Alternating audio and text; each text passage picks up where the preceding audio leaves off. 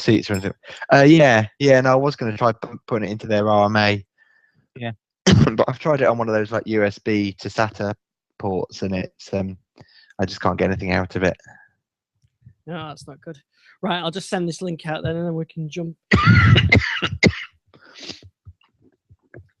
Well, it's got a really scratchy sore throat, so that's no good.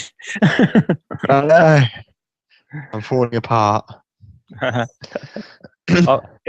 definitely jet lagged, so if I fall asleep on us, oh, that's good. We can catch you unaware. Start get you talking about NDA stuff. Oh, well, you should have seen the shotgun they had over our heads. He talks about some of this stuff. It's crazy. Yeah, they do take a lot of precautions. Mm. Chat room. Right. Recording. We had a lot of extra listeners last week, I tell you. Media browser. I bet we did. Yeah. Well, actually, you had some listeners from Seattle as well. I've drummed up a few more listeners for us. Excellent. Right. Okay. Recorder's going, stream's going, sent the link out. So we'll jump straight into. Good evening, Jason, and welcome back, Gary. Good evening. Good evening. How are we doing? Okay. Wednesday night, it must be the UK. Yes. It's actually Tuesday there, isn't it? It is. But that depends on when you listen to it on the podcast. It could be any night. Yeah. Well, it's the time zone I'm on. I have no idea what time zone I'm on at the moment. I'm definitely a bit jet lagged, but it was well worth going. So. Yeah. Not that I can talk about anything I saw, other than the sort of things I saw in the stores and played with. Right. So what did you get to? So what have you played with? Well, obviously, see, I still can't quite work out how I flew out on the day they launched the band, and you ended up on one and I didn't. Yes, I've got my band, and we'll be talking about that shortly. I did play with the demo kits in the stores, and also saw quite a few bands on MVP's wrists who managed to get them before I landed and get all the stock, because they're still out of stock in the States completely. Yeah, I believe it. You're right there, keeling over there, Jason. Yeah, no, I'm fine. I'm absolutely fine. Yes. Yes. Yeah. We'll talk about that. Now, I believe you're going to be joining at the beginning. Then you're going to be leaving us, and then joining us again later in the show. Yes, I'm going to have to go in a few minutes, but okay. I thought, yeah. I mean, I saw the band. I've also managed to pick up Shocker Surface 2 docking station. That rare breed. So I think I've got the last one in the Best Buy in Bellevue, which has been it's an amazing Best Buy to go to. It's almost sort of been demolished around you because they're refitting it. There's some paint everywhere and bits of the rubble and dust and everything like that. But no. So that's good, and is serving the purpose I wanted it to serve. So that's really good. I've also picked up one of the Microsoft Miracast adapters, the wireless adapter that came just the day I was leaving, because they've been out of stock for some while, and I'm actually a little bit disappointed with that. I mean, it works really well, but it's got an incredibly short USB lead on it, so it makes it really difficult to fit on most of the tellies I've got. So which one did you get? The Nokia developed one or the Microsoft one? The Microsoft one. So it looks like a USB key, but it's actually placed in my socket on one end, and then it's got a USB cable physically attached to it, which I think that's a mistake, I think, because if you actually has it with plug-in both ends, you could use a long lead or whatever. Yeah, you could extend it or whatever you needed to do. And if you're like in the UK, where most people haven't got HDMI, USB ports on their TVs yet, it means you can't really power it from a plug or anything like that. And that's the only really about it, because otherwise it works extremely well as you'd expect it to, in terms of with the Surface and that. So yeah, so it's a bit of a disappointment in that respect. So with that, you just have to give it to me. Our Panasonic's got a HDMI port and a USB port on the side of the telly, so it'll be perfect. Yeah, think so, out, Jace. Yeah, so it's fine, because I've got a few ports, and I use the Chromecast has the same thing, but it's an actual cable, so you can. If you could extend it by buying, a USB extension lead, or like you said, you could plug it into a mains adapter with a USB. So you could do whatever you want with it. So that is probably a better design. Yeah.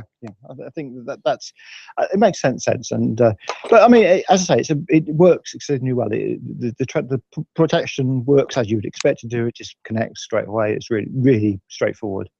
As long as you've got the latest updates on the Surface, it works really well. Now, is that for the Intel Surfaces, or do you know if it works with the ARM devices? That's a really good question, actually. I haven't checked the spec to see if it said it worked with the ARM one. Miracast definitely works with the RT devices because Right. I've used it with mine. Okay, yeah, so there you go.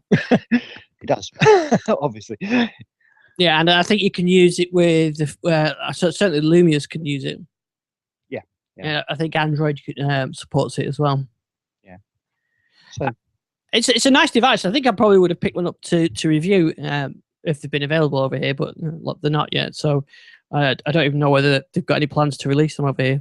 I don't know either. I mean, they've been really short stock in the States, so yeah, I'd be surprised to see them too quickly. But yeah, really good. I was pleasantly surprised with it. And they're not particularly dear, are they? No, I think I picked mine up for about $59, so it wasn't huge amounts of money. So might be worth importing a few. They import things from the States and get them before us.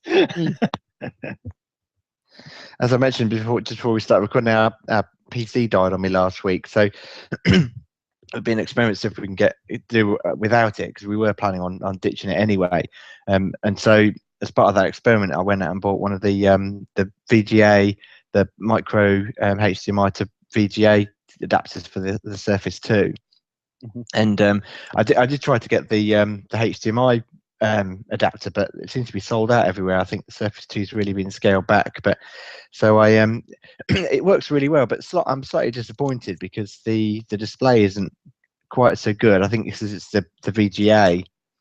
Yeah. So what I'm finding is that while the Surface 2 screen is displayed on there okay, it's scaled, and you can't adjust the scaling like you can with Intel devices, and it just doesn't look very clear. But I think it'll be fine for the few times when the kids want to do some homework on a bigger screen, but most of the time they're happy just using the Surface with the keyboard. Yeah, I can confirm the original Surface does work with this adapter because I've just tried it. Yeah, I've tried. I tried one of them. In fact, the micro HDMI to normal HDMI, and that worked okay actually. I didn't have any issues with that. I think with VGA you get less sort of options, don't you? You do, yeah, a lot less. Oh, I've tried both. There's no sound through it. Yeah, I'd always, if you've got the option, I'd always go HDMI, but obviously sometimes you haven't got the option. Yeah, it's really hard to get in the camera. I mean, John Lewis is sold out, the Microsoft Store's sold out, so otherwise that's the route I would have taken. Yeah. Should have got you one from the States. Yeah, absolutely. Yeah, but actually, just listen to you. I'm just wondering actually whether or not Miracast might be an option, because the Dell monitors that we've got have got HDMI plugs on them, so that might be an option, because obviously they've got USB ports on the back of the bottom of the monitor as well, and that might be a way of just projecting the screen for when they need it. Yeah. It's funny that these devices are great for screen extending, and sending your display up how you were saying, YouTube. But it's just a shame that there isn't still from Microsoft a device that could actually be a media player device and doesn't require your other screen to be on. Because I guess as soon as with Miracast, as soon as you turn your Surface off, you're going to lose the screen, aren't you, on the TV? Yes. Yeah. And you've also, I guess, you've got to. Oh, who we lost there? You're still there? Jace? I'm still here. Yeah.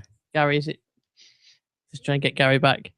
But as soon as you've got to, as you've already mentioned, you've got to use your mouse and keyboard on the Surface because you can't touch screen your TV. So if you dual monitor it, it's a bit cumbersome. Yeah, absolutely. I mean, I've got a mouse and keyboard plugged into USB ports on the monitor, so I could then use the USB out from the monitor to plug into the Surface. But and so then it starts to become a bit cumbersome. Ideally, what I need to get hold of is a Bluetooth mouse and keyboard, and then they could just attach directly to the Surface. Yeah. But I still think that Microsoft should do something. If they're really serious about Xbox Music and Xbox Video, they should bring out a little device that can do mirrorcasting. It can play Xbox Video, play Xbox Music, and a nice simple little device.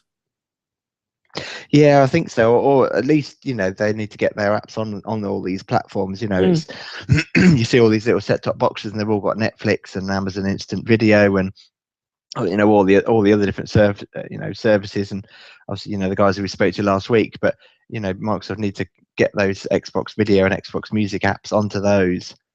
Yeah, I definitely. think, and onto the Sonos, of course. Yeah, the Sonos is the biggest disappointment for me. Yes, yeah, absolutely. I always have to reach for my iPad, and of course, having an Xbox Music subscription doesn't really work. You can use Play 2 and DLNA across, but it's not the same as just be able to pick up my phone and be able to choose from Xbox Music and play on the Sonos. Yeah. I really don't know why they've not done that. It's a strange omission. Yeah, I mean, particularly with the Xbox Music APIs there now, it's it really, it should come eventually. I don't know. Sonos have got times with everyone else. They don't seem to have any kind of preference in terms of, any one particular service. They're just about getting as many services as they can on there. So hopefully it's just a matter of time. But then again, it also comes down to numbers. We've got no indication of how big the subscriber base for Xbox Music is. It could be, it could be relatively small. It's, Gary always talks about this 10% threshold, and it may be that it's just below that. And I think really that relates to a thing I saw that they're doing in the States, is that they need to push these subscriptions a bit better and start to make them really good value. And I think that in the States they've launched I think it's $200, isn't it, for a year of Office 365, Xbox Music, and Skype Unlimited. Yeah, that's an absolutely fantastic deal. I've been a big complainant about the fact that they needed something to combine everything together. It's why can't Xbox be? I'd pay a bit extra for Xbox Live Gold if it included Xbox Music. That wouldn't bother me at all. But so it's an interesting experiment. I think it only runs to the 4th of January, doesn't it? And it is completely US only. But it'd be interesting to see if that's successful, whether or not that then gets rolled out. Because it's like almost a quarter the price, isn't it? Yeah, and they should start. Half. Sorry. And they should. I think they should push it when you sell a low end Lumia. Include 1 or 2 months, just to get people into it, at least try it and know it's available. And perhaps when you buy an Xbox, include 3 months of Xbox Music, and really that's a way of opening it up, because I think most people don't even realize that these subscription services exist. Yeah, exactly. Yeah, so I think we've lost Gary. So he did say he was going to maybe that's him gone. Yes, gone. Not to return till later in the show. I think it's we can let a secret. He's now working for Uber. Someone's hailed him as a taxi. Yeah. So there, where we go as we're talking there, I've got this now. This modern issue now where someone sends me a tweet and it's come up on my Surface, my phone, my iPad, the Windows tablet I'm testing. I'm a wrist. Yeah, completely fully connected. Yeah. So it was funny, as I was at lunchtime, I was on Twitter talking to someone, and I had all these devices out because I was doing some testing with Twitter, and they were all going off at the same time. And someone walked past me and went, "What are you doing?" Yeah. So notifications is still an issue. I think we need to that needs resolving. Right. Okay. So what are we going to talk about tonight? Well, see if Gary joins you. So I want to talk a bit about VLC for Windows Phone. Get a bit closer. I've got another update from Media Browser. Xbox Live update or Xbox updates with new TV features. Link's Windows 7 tablet, Link 7 tablet, Windows 8.1, we can talk about that. And, of course, the Microsoft Band, which I'm wearing and been playing with for the last few days. So, plenty of stuff to talk about. So, let's talk about the Microsoft Band first. So, I got mine on Friday, and I connected it up then. It's a relatively easy process of getting it all set up. You need to get the Microsoft Health app, which you can get for Windows Phone, iOS and Android. Now, there's a little trick because the apps aren't available in the UK. So you've got to switch your store to the US store, install the app, and then you can switch it back if you want to, which is what I've done. So I'm now back in the UK store. So you get the little, you get the app installed. And I've posted, I've recorded a video as well, but that'll probably be up by the time the podcast is out. So you pair, it uses Bluetooth 4, and it pairs up with the app. And really, the app is the brains of the system. But see, first of all, physically, it's kind of chunky. I don't know if you've seen any pictures of people wearing it. It does look a bit on the chunky side. Yes, no, it definitely does. I mean, I've got a Fitbit that I wear, and it looks pretty chunky even compared to that. Yeah, but I quite like that. I mean, you know me, I like my big phones and chunky watches anyway, so I think that's okay. That's okay for me. But you can do some things like you can set it to be as to work as a watch, so the display's always on with the time on it, which I quite like. But then tapping it then sort of activates it. And you can tap the screen again, and it'll tell you how many steps you've taken today, how far you've walked, how many calories you've burned, and your current heart rate. And all this data is then being fed back to the app on the phone to sort of store that. And then you can swipe through, you can see on the video here, you can swipe through all the notifications and things like that. So there's actually, they're almost like apps, so like mini apps that you can have. I think there's about 20 of them, but funny, you can only actually have 13 active at one time.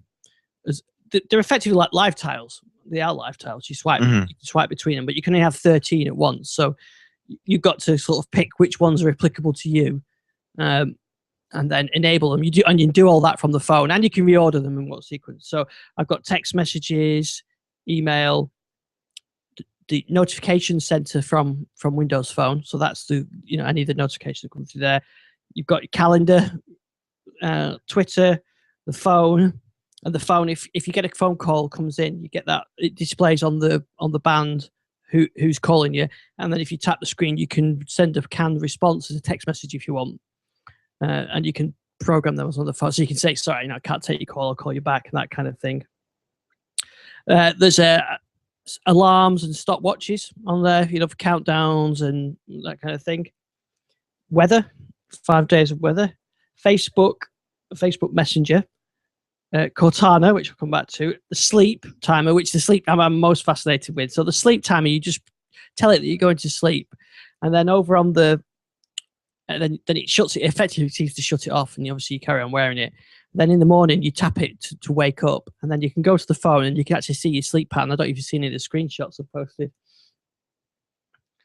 Yes, I did say yes. It's quite interesting to see how well you slept as opposed to how you thought you slept and how long it took to get to sleep or whatever. So, I seem to have had a few good nights sleep really recently. I would have liked to have had this when my kids were little, when they were babies, and they used to wake up every 2 hours to see how much sleep I actually got in those days. But I like that anyway. It tracks that. And so then you've also got Cortana.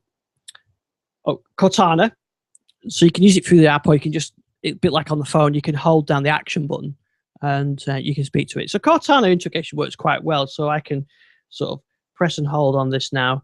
And it says listening on there. And I can say, how long will it take me to get to work? So it'll do it exactly as if you'd done it on the phone. So it sends the message across, and over here on my phone, it's interpreting that then. And on the band now, it's just said it'll take you 36 minutes to drive to work. So the text that it would normally read out is on the display. So you don't get any audio, but it reads it, but it's on there for you to read, which I quite like, and it's quite a good way of doing it. So those are sort of the notification things. And then there's fitness apps on there. I tested the running one by walking.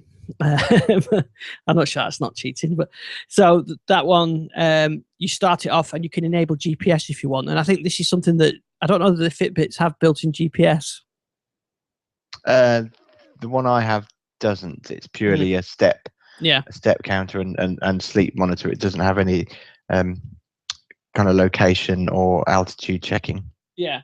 So you enable that, and then obviously it keeps track of it keeps track of what you're doing as as you're walking along, and it'll show you how far you've walked and your heart rate and those kind of things. But then when you get back, you can finish the run, open the app up, and you can see it on the GPS then, how far you've been and the speed if you're walking and all that kind of thing, which is quite nice. So I took a nice boring walk around Trafford Park, which is not a park, if anybody knows Manchester, but in fact, it's an industrial estate. So, nice. But that's quite good on it as well. And then there's some other things on it. They're a bit harder to figure out at first. One of them is a guided workout, which I couldn't really figure out what to do with it. Playing with the band and trying. But what it is, on the app, you can pick from on the phone app, you can pick from a selection of workouts. So you put your challenge might be a beginner's one, which is 30-minute run, and then it loads that program into the band. So then you can trigger it. So it tells you what to do. So depending on what you want to do, say you were training for a 10K, you could have a workout instruction, and it comes down to the device, and then it guides you through that workout then. So there's some exercise ones on there as well. So there's a few different things you can do with it. That was quite good. Well, for me, the interesting thing I wanted was the notifications, and I'm a little bit unstuck with those at first. I'm getting better with them now. First of all, there's a problem with my Twitter account on this 1520, whereas if someone tweets me, as someone did a few minutes ago, I don't get the notification on the phone at all. The only way to see that notification is to actually open the Twitter app and manually refresh it. It's like you've got notifications switched off.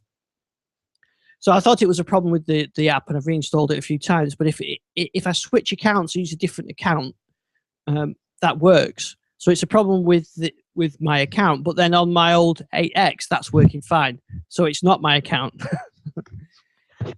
So it's a bit strange, really. But what I have done is I am using Tweetium anyway. And as Tweetium goes to Action Center or to the notification center, that is now that shows up here anyway. So I'm not really missing anything on there. But then every now and again I get the odd tweet through. So there's something wrong with the app on the 1520. But I've actually uninstalled it completely and reinstalled it, but it doesn't seem to have cured it. So I'm guessing that a sort of a wipe would fix it. There was something stuck, but I'm not that bothered. I'm using Tweetium and I've got notifications on through that. I wonder if that's maybe so many devices linked to your actual Twitter account. Yes, I wondered that. Yeah, and whether there's something like that. Yeah, something on push notification server that it can't handle so many devices. Yeah, I did wonder that, and I tried to work out a pattern. I tried switching things on and switching things off, and didn't seem to figure it out. So anyway, Tweetium though is working quite nicely. So. I'm quite pleased with that. So you've got to pay for the notifications part as a pro thing, but it works anyway. So I'm quite pleased with that. And just got a few people in the chat room. So Andrew Van Til saying it's not just you. Twitter notifications are busted for me too. And Richard says Tweetium is still in beta on Windows Phone. I use the Windows 8 client. I think it's in beta, but it works anyway. You've got to pay for the app, and then you've got to. Do you use Tweetium? I do. Yes. Yeah. I've got it on my Windows Phone and on. So have you sort of paid for the pro version that includes the sort of the notifications and multi accounts things? Yes, I have. Yeah, but primarily just to support the developer, because it's been the updates always come through thick and fast, and I know Twitter has a limit on the number of tokens that they will give out. So it's the best way for me to support the developer, because then he's never going to sell an unlimited number of quantities. No, I found that's working really well, and I like the app anyway. So yeah. So now I've got the tweets coming through on here now, which is really good. And then I found the odd Gmail wasn't working as well, but that seems to be okay now. So I guess that was an issue with Windows Phone and Gmail. But yeah, so far I really like it. The question of Richard asked about the battery life. 2 days. 2 days is just about 2 days. I think if you start using the GPS, then it reduces it down a bit. Although it did start giving me warning about battery life well before it actually ran out. So yeah, I think you could probably get 2 days normal use out of it.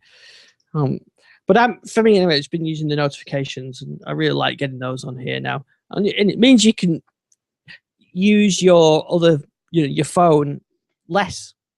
So it's kind of a bad habit that I've probably many people have the same thing now. Is you pick your phone up just to see what's going on in the world, don't you, and see if you've got any notifications. And you're watching TV and you're playing with your phone all the time and just checking and that kind of thing. Well, now with this, you don't really need to. You can feel your emails coming in through the haptic feedback, and you can just you can just have a look at it. So that's quite a good thing. And the same with if you get a text message or a phone call, especially if you've got a big phone like the 1520, but you don't have to pick it up all the time.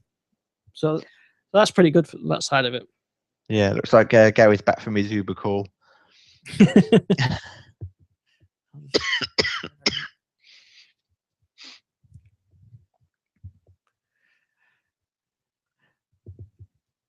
So I'll let him back in. There we go. Did you get a tip? Yeah. Yeah, transportation done. Yeah. I've let your secret out. I said that you've subscribed to the Uber app. You're now on call. Oh no, Uber driver. Actually, I used Uber while I was out in the States. That's really good. That works really well out there. Anyway, I know there's a lot of objection to it for some of the drivers, but especially my driver moaning away about Uber's taking too many fees from him. But So we were just saying, I was just talking about some of the features of the Microsoft Band, Gary, and I'll just say I really like it for the notifications. Now I've now I'm using Tweetium instead of the Twitter app. Got things working. The other thing I have found as well is that I get quite a bit of, it's not, I think they call it bacon mail or something like that. It's not really spam. It's like news lists and things like that. Yeah, it's stuff you've subscribed to and you want, but you don't want it really want it on notifications. Yeah, but and even the things that I don't really want anymore anyway. So I've started to sort of clean up and put some rules in my mailbox and things like that to try and. Yeah, it's funny. I did the same when I got the Pebble. I actually had a bit of a purge because of that, and helps organise you a bit. Yeah. So you've probably had the same experience as me now. Now I've got the notifications on your wrist. You don't need to check and play and just speculatively check your phone as much. No, you don't. And I used to take my phone out of my pocket probably once every 5 minutes. I don't take it out of my pocket at all now, until I've got a message which I need to look at. Because obviously the Pebble doesn't, and the Band doesn't give you full information on all the messages necessarily, especially if you've got attachments and things like that. So sometimes you still need to look at the phone, but mainly I don't need to look at all. So yeah, I was quite impressed with the Band. I'm not sure about the look of it. I think I love the clasp is really clever. It is actually very nice, yeah. So the way it adjusts with multiple size wrists, and the fact they got the 3 wrist size on. So it'd be interesting to see if the small one would actually fit Bruce's wrists, because obviously she's mentioned in a couple of articles she doesn't think there's any smart watches, smart devices out there which actually fit her wrist. But I suspect the small one would, and I like that. And I like they've got the adjustment side, but I'm not. The look, it looks a bit bulky to me at the moment. I know the Pebble's equally bulky, so I can't really say too much on that. But on the other hand, I thought the user interface was good. I love the sensors. I think it really works well. So yeah, I mean, I definitely want one. Yeah, I mean, there's a lot of room for improvement for V2. I think someone in the chat room, I think that Andrew said about waiting for V2. I think that's probably right. First off, the screen is incredibly scratch attractive. I don't know if that's the right phrasing for it. Yeah. Even I've been very careful with it, and it's already scratched. And yeah, I did notice the Microsoft people were saying when they actually we're talking about people having getting them in stock. They said they were offering to sell you screen protectors at the same time and saying you will need it. Yeah, I got a screen protector with it. It was included free. But that's fallen off now. You get one, don't you? And then the rest of them you have to. Yeah, so but that's a problem. And I was saying that I had problems with Twitter itself, but that's not the Band's fault. That's probably Twitter, the Twitter apps. But now using Tweetium, that seems to be better. But I really like it. I think it encourages you to be more health aware. Anyway, I mean, I've been out for walking with it a lot more than I've previously, just so I could see what it does. But also, it's quite nice to go and track it, and you get the information and get the sleep information as well. So, and the heart rate and everything. It's been nice. Anyway, I'm quite happy, comfortable wearing it. I don't find it uncomfortable. I've been sleeping with it, and it's not been a problem wearing it And I use it in watch mode as well. And so what sort of battery life are you getting from it? just under 2 days. Mm-hmm. So I charged it yesterday, this time yesterday actually, and it's probably now 50%. Yeah. Because one thing I really like about Pebble, I know people say about this, is the battery life. Because I took that away to Seattle with me when I've been just over a week out there, and I haven't had to charge it once. Yeah, that is good. Yeah, I mean that is because especially with the annoying thing about charging it is you're not getting the data. Yeah, exactly. So I would normally charge a device like this every night, but I want to wear it to get sleep tracking. So you've got to. But I think actually I'm going to start charging it during the day. I'm sat at the desk because you don't really need it then. It's more when you get up and you're moving around. And also, as I was saying to Jason, it's got the GPS on it, so that drains the battery as well. So if you're going to use it for GPS, you probably get a day's worth of charge out of it. But then, it's a trade-off you've got to take. I like the fact it's got GPS on, because that's one thing the Pebble hasn't got. So Pebble needs a phone to do GPS, but that doesn't, which is really good. And I mean, some of the ideas on it are really clever. So I think there's some, and I mean, talking about version 2, I actually wonder if there will be a version 2. I would have thought so. It's just because of the way that the impression I got is this is a proof of concept device. Yes. Still talking to various people, and it's a proof of concept device to show what Microsoft Health can do, which is the app which the band connects to, and what all the sensors are, and that technology will be licensable by other people. And whether that's something they'll push, I mean, it is a bit like Surface in some ways. It's a push to get people to improve what they've got out there. But I mean, the sensors, you could, because it's cross-platform, you could imagine someone even like Pebble actually picking up some of those sensors. Yeah, using it. So it's a very interesting project, and whether it's actually, I mean, I suspect we might see a band 2. Whether we see a band 3 or 4, I'm not so sure. But it's certainly going to push people to develop new stuff, which would be great. And people like Fitbit and all those people really do need to up the game and pick up on some stuff to actually. I mean, for me, it was the notifications that I was interested in. I like the idea of Android Wear, but it doesn't work Windows Phone, and I don't want to go back. So, this is the right device.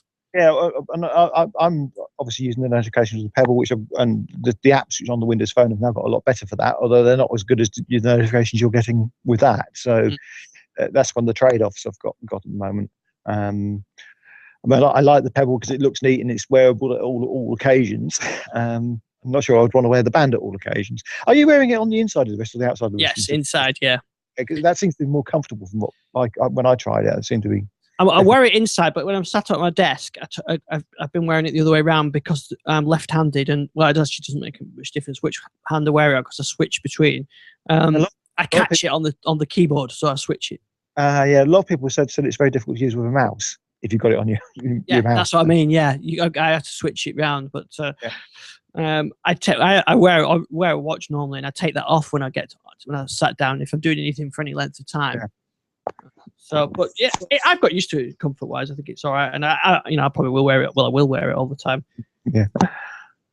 Anyway, it's good to see Microsoft come up with something different, and as well, that's what I like. Yeah, it's definitely different, and also very, very popular. I mean, it didn't sell. It sold out in a few hours, not in a few days. It was incredible, and it sold out through the whole of the United States, which is pretty incredible. Yeah, it went that quickly. Yeah. So I'm very impressed with it, and I definitely want one. I've got back order to Seattle if anyone wants to pick them up for me. Well, we never know. We might see it in the UK at some point in the future. It's a good conversation going on in the chat room there about the new Lumia. So they announced a low-end Lumia today. Yeah. A better low-end Lumia than the last low-end Lumia. Yeah, and I think the question in the chat room there is sort of where's the next flagship? Yeah. Jess, what do you think? Yeah, I mean, it definitely needs to. They need to bring out some kind of updated device. I mean, we've just been chatting about the 930. That device is working really well for me, and I'm really happy with it. But at the end of the day, that's I mean, it's just the icon, so that's is considerably quite an old device now, and you do get the likes of Samsung and not so much maybe Apple, but certainly Samsung and LG and Sony. They're always kind of bringing out new top end devices. The problem is, in the UK, those kind of devices, or even when they're kind of subsidised by the carrier, you still having to look at putting £50, £100 in. And I think most people, probably making a very sweeping statement, but I think most people want their phone completely free, don't they? They don't necessarily. And again, you might be able to get phones like the 930 or the next, the latest Samsung Galaxy for free, but you're looking at paying, probably £30-40 a month. Whereas the appeal of something like the 535 or the 635, whatever it might be, is you can get them for free on a relatively cheap month-by-month contract. So it is. I mean, it is difficult. Microsoft are clearly shifting to, a lot of the low end phones. When you look at the data from AdDuplex, it's always the low end phones that really show up. But at the same time, there are people like us that are kind of the trendsetters, I guess, for want of a better word, that want a nice flagship phone. So they're the sort of people that you need to appeal to, so that they're seen out and about with their trendy phone, and people might not be able to afford that, but it's all about kind of aspiring to have that high-end device, isn't it? Yeah, as Richard said, yeah. It is, but on the other hand, I mean, if you actually look at where they're getting the sales, their high-end devices haven't really made them a huge amount of money. No, and I think that's partly the limitation of Windows Phone, isn't it? It's not great. It's not taking the market by storm. And those people that can afford high-end devices, they're the ones, unfortunately, buying the iPhone 6s and the latest, Samsung Galaxy. I think, unfortunately, that's just a cold hard fact. And yes, there are people like us that are, like Windows Phone and want a Windows Phone device. We would buy a high-end device, but it's really kind of appealing to the people that are aspiring to own in those high-end devices. Yeah. I mean, I think the other thing is, if you actually look at where they were with high-end devices, there was a high-end device due to come out. The McLaren was due to come out, and they dropped it. Couldn't get the 3D, and that's obviously. I mean, if you look at production times on these things, they're usually 2.5 to 3 years from concept to release. So you drop a device, you've got a huge amount of time to actually get back on the game. Yeah. Yeah, and I think like Andrew says in the chat, why would someone buy a 535 over a cheap Android phone? And I think that's the struggle, isn't it? Why would you buy a Windows phone? But people are. Yeah, people are left, right, and centre. Look at the numbers in places like. I mean, I was talking to a Spanish MVP, and he says everywhere you go, you see Nokia, Lumias or Microsoft Lumias, because that's the phone that people buy because it performs well for the price. They're picking up sub €100. There's nothing on the Android market at sub €100 which performs as well. Yeah, and I mean that is where the numbers are. It's when I talk about people aspiring to owning a high-end device, but most people, they're quite happy to have something that's quite light and not necessarily the top-end devices. They just want something that's functional. It's people like us that like form. Yeah. And the 535 is not the new device. Is not a bad device. If you actually look at the spec, it's got a 5 megapixel rear and front facing camera. It's a perfect selfie camera. We talked about that concept before. It actually has got a flash on the back, which is first for the low end phones for a while. It takes an SD card. Yeah, I think they're just like I agree though. There needs to be an aspirational top of the line one that might not sell that well, but it's the one that might be seen on product placements and adverts. I think we will see one. I doubt if we'll have to wait and beyond the launch of Windows 10 before we see another aspirational device. Yeah, I mean, I think that's going to be that. There was some comment, wasn't there? I can't remember if it was Joe Belfiore or someone else, but they did talk about aligning the high-end Lumias or the Lumia devices with the operating system releases, and also we're looking at, I guess, kind of roughly April, May time for that release, and that high-end device is going to be tailored for that new combined operating system. I think people have talked about internally it's known as Windows Mobile, which is always makes me smile. Just had that comment, Richard, as well. Yeah, I'll read that for the benefit of the podcast. Is that every time Gary says the word selfie, I die a little inside. I know it's a horrible word, but it's an accepted word. Yeah, it is. Yeah. Yeah, so I mean, my wife's got my old 920, and I I said to her it was her birthday coming up. I said, look, shall I get you one of the new Lumas? She said no, because this one does what I want. She goes, I'm really not bothered about having a new phone. It's not like this is too slow or it hasn't got the apps that that I use. It's perfectly fine. I'm not worried about having the latest and greatest thing. Yeah, that's your area. I did play with the 830 quite a bit while I was out in the Microsoft store, and I really like that phone. I think that's a good balance. It's almost a high-end phone. The other thing I played with was the Blue HD, which is a surprisingly good phone for the money. I know it's not got the best camera in the world, but other than that, it's really quick and a really nice screen. Well, that's a little. I think you saw it at one of those trade shows, didn't you? Yeah, well, the Blue is primarily America anyway, but there's a Blue Junior and a Blue. There's BLU. That's it. Yeah. Blue Junior and Blue HD. So Blue Junior is very much like the 535, 520 type range. I think it was on sale in the Microsoft store for about $70, including tax. So that was pretty impressive. And the high end one was about $180. And that's a full. I think I'm not sure if it's 720p or full HD. I can't remember the specs exactly, but it looked really nice, really crisp screen on it. But just a low-end camera, really. So if you weren't too worried about the camera, that was a really good alternative to something like the 920. Yeah, but nice to see an updated 1020.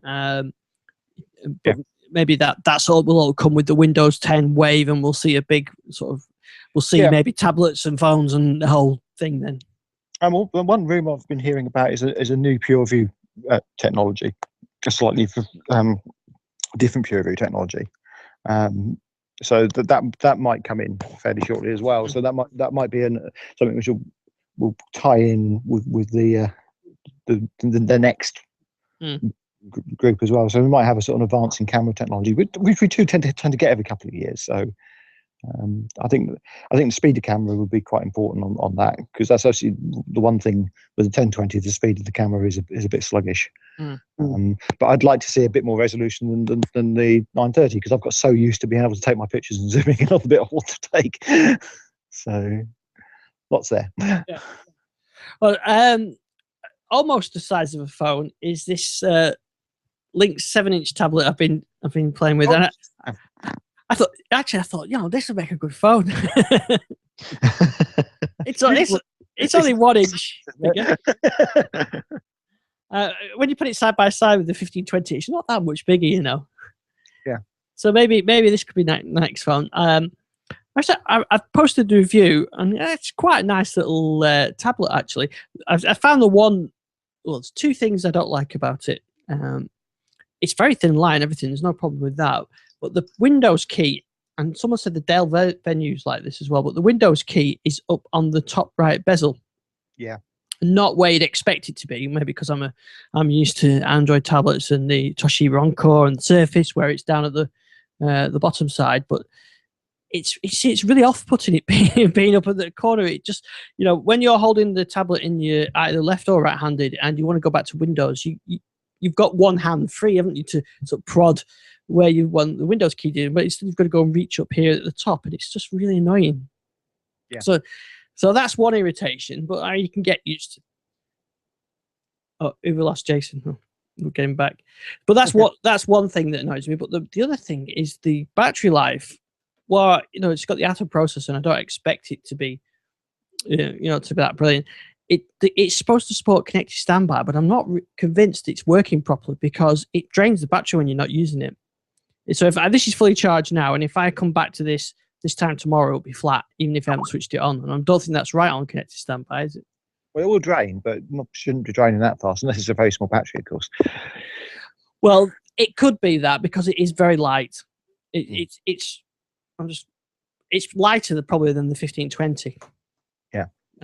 So maybe that is the case, that it has got a very small battery in it. It's just on the Encore the Encore 8 that have got the Toshiba one, which is an 8-inch version, and granted it is thicker. The battery lasts 4 or 5 days on that if you're just using it occasionally. Yeah. So it's like there's something. So not quite. It sounds like maybe a driver or something like that. Yeah. Updating. If it's interesting with a brand like that, will you get driver updates? Will you get the support? Yeah, that's right. Yeah. I'm back. Oh, you're back.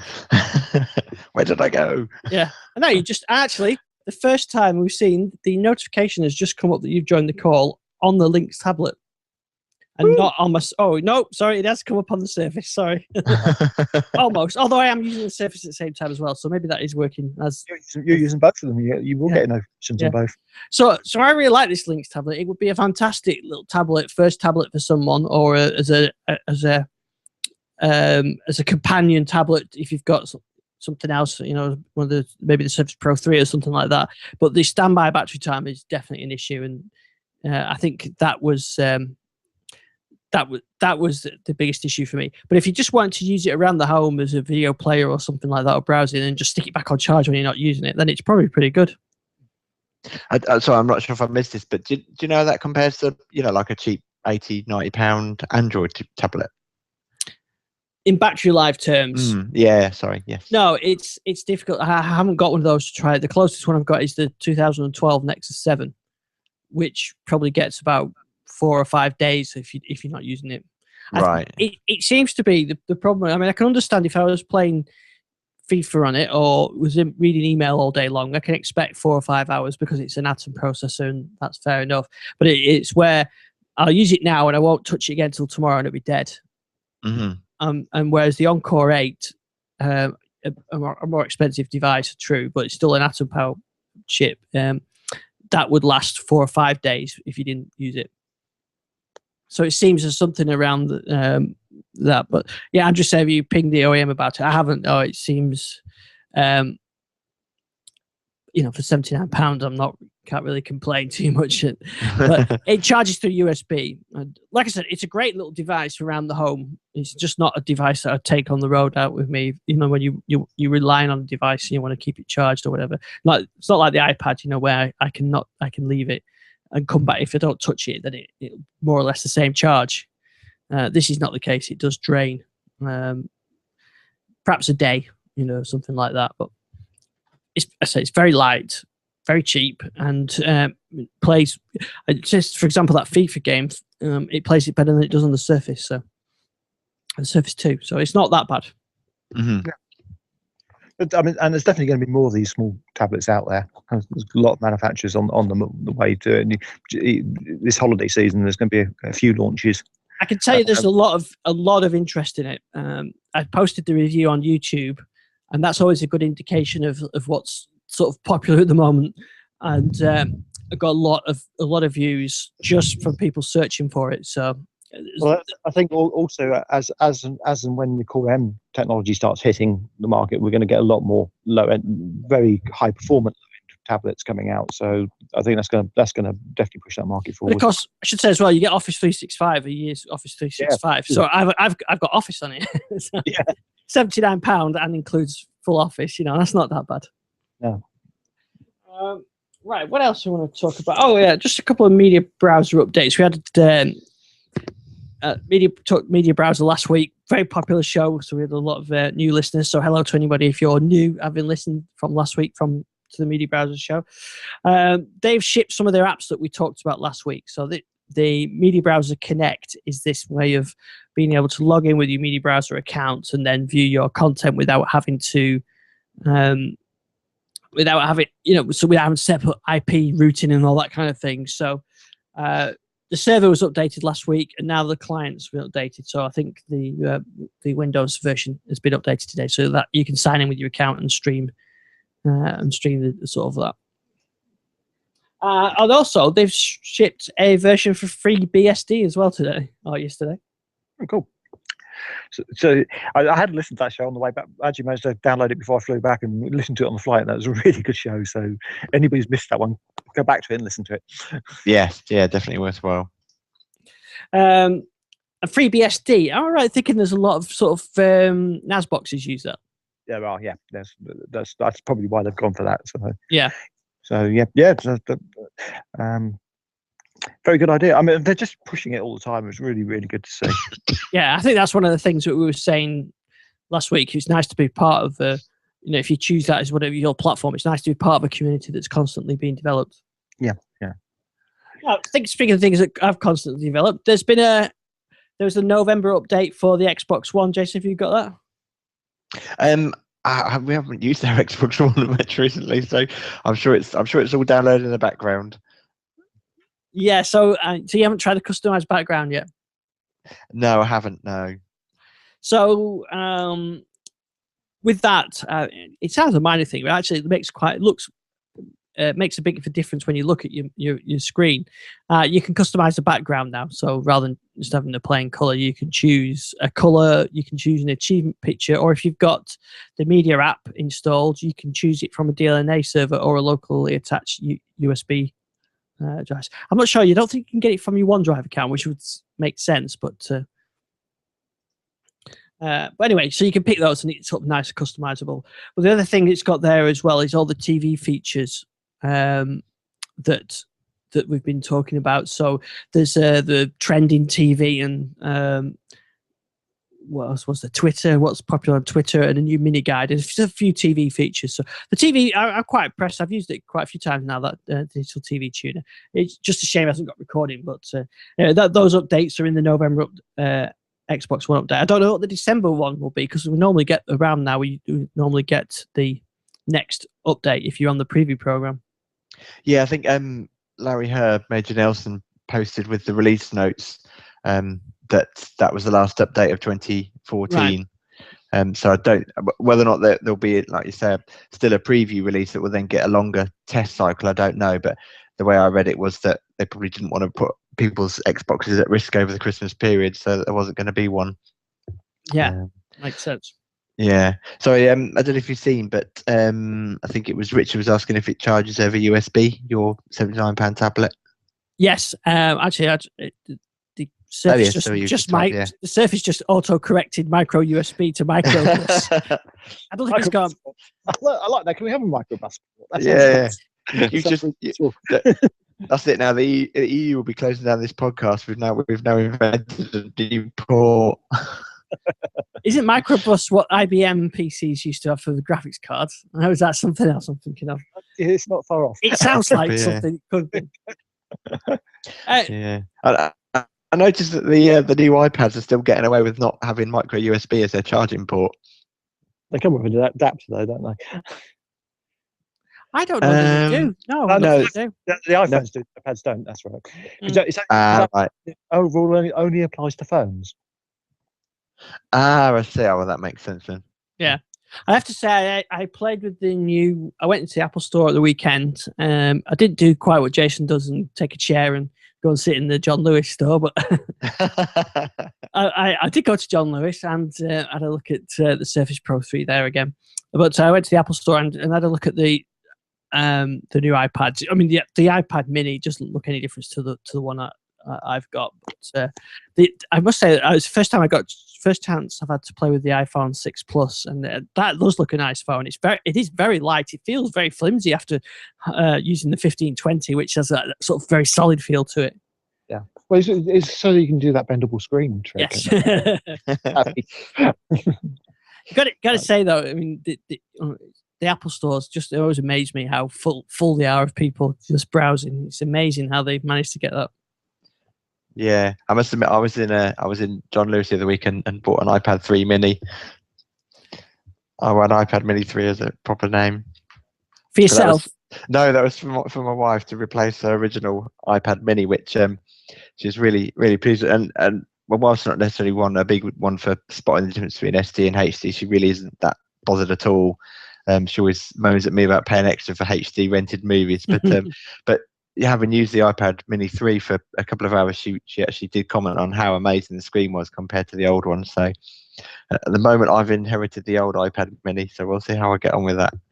Oh, you'll be on an iPhone 6 Plus yet, and a MacBook Air. Yeah, well, she did hand it over to me and said, "Look, you really ought to have this. It could be your glorified Sonos remote." Yes, that's right. Yeah, there's a use for that. Yeah. Okay, well, final couple of things I want to mention. Oh, VLC, the ongoing saga or story of VLC. It's they're doing a lot. I don't want to sort of make fun of them because they're doing a lot of great work to try and get this going. I think really against the odds. But we've seen a picture of VLC running on Windows Phone today. Yeah. It's getting closer. Wow. Getting closer just in time for them to completely change all the architecture for the Windows Phone 10 version. Yeah. They're at the stage where any developer knows where it works on my machine. Yes. Whether it works on anybody else's, that's not my problem. It works on mine, so I don't see why it should work. Yeah. Never know. Yeah. I've had that a few times. Also, apps I've done. Yeah, because I think they posted a screenshot of it running on Surface RT as well last week. So I think they're getting close to getting that working. Yeah. Right. Well, I think that's all the topics I had for tonight. So it was good to be back, and I'll go and watch TV and monitor my heart rate. Yeah, that's fine. Actually, you could does your heart rate go up when you're watching Homeland? No, and it didn't even go up to watching the Grand Prix. Although I'll tell you what would definitely put you up is Miami Vice. That's a great idea. I should go and watch some Miami Vice. I'll tell you what also would probably push it up is these speakers I've got here testing out, because I'm really impressed with these. So I've been, this will be in Fascinating Tech next issue, but Edifier R1600Ts Mark III. Yes, lovely name. They're Edifier's new studio speakers, and they are really impressive for what are PC speakers, basically. The quality is amazing, and I don't know quite what they've done to them, because if you look at all the specs of them, they shouldn't sound good. Right. They sound really, really good. So review coming up on those, but if anybody wants to have a look at them, I'll send you a link so you can put it in the show notes. But they're definitely new out and really impressive. So Richard says he just bought a £79 Windows tablet. So Richard, which one did you get? The Links one. I noticed the Windows Store, the Microsoft Store, I should say, in the UK selling the HP Stream. I think that's £99. Yeah. That maybe that's a better device, but it's certainly there's quite a few tablets around that you get to choose from. Yep, there are a lot of them out there now, and there's going to be more, a lot more. I think I'm just going to maybe I'll get a battery pack and see if I find a way to stuff a SIM card in this 7-inch phone. I need a 7-inch phone. Microsoft, bring me a Lumia 7, a bigger 1520. Just looking on my Surface 2, doesn't look like there's any firmware updates on that this month. I was checking the website that has the details on it this afternoon, and there was no November notes on there. But sometimes they take a while to get them on there. So yeah, maybe you're right. It's gone quiet on the Surface front. I noticed John Lewis did actually have some Surface 2s back in, and the Lumia 25. Yeah, so my understanding is the Surface 2 and the Surface Pro 3 are the only ones on sale at the moment. Yeah, but the Surface 2, I think, are they just the LTE ones now? Yeah, I think so. Right. Yeah, they seem to in the store. So hopefully we're not going to get a new device before Christmas now, are we? But then again, I've spent my budget now, so that's me done. £79 tablet and a watch is all I can spend. That's not too bad. Yeah. Right. Well, thanks to everybody that joined us in the chat room. It was good to see you in there, and it was good to get everybody back at the same time. So I think we'll be back 8 p.m. Next Tuesday evening. Maybe Gary, you might have a few pickups and drop-offs to do. Yeah, but I won't be getting any tips. As Uber drivers, you don't get any tips. Do you not? That was the big complaint my Uber driver had out in the States. Yeah. So we'll be back next week at the same time. So Gary, where can we find your stuff? You can find me on Twitter at GaryWMA, and look out for Fascinating Tech. There'll be another issue coming out 1st of December, and some pretty good stuff there. And also, if anybody's listening to this live and wants to come and shake hands and say hello, I'll be at Future Decoded tomorrow at the Excel Centre. I really wanted to go to that, but it was just too much to get down there to do that. So yeah, I think it should be a good event. That. Yeah, so I'll be in the MVP Community Lounge if anybody wants to come up, and you're welcome to come up and have a cup of tea and chat technology. Yeah. And Jess, where do we find you? You can find me sometimes on Twitter at Database Chase. Well, if you keep tweeting me, my wrist will feel like I'm getting electroshock therapy. So That's a good idea. today it was going crazy at one stage. So I wasn't sure whether there was something, I was having some kind of heart attack or something. But according to the band, there wasn't. So I'm all right. Yeah. Right. Well, that's it for this week. We'll be back next week. And thanks for everybody in the chat room. It's got plenty of people in there tonight. Good fun. So we'll see you soon. Yeah. Cheers, everyone. Bye-bye. Bye.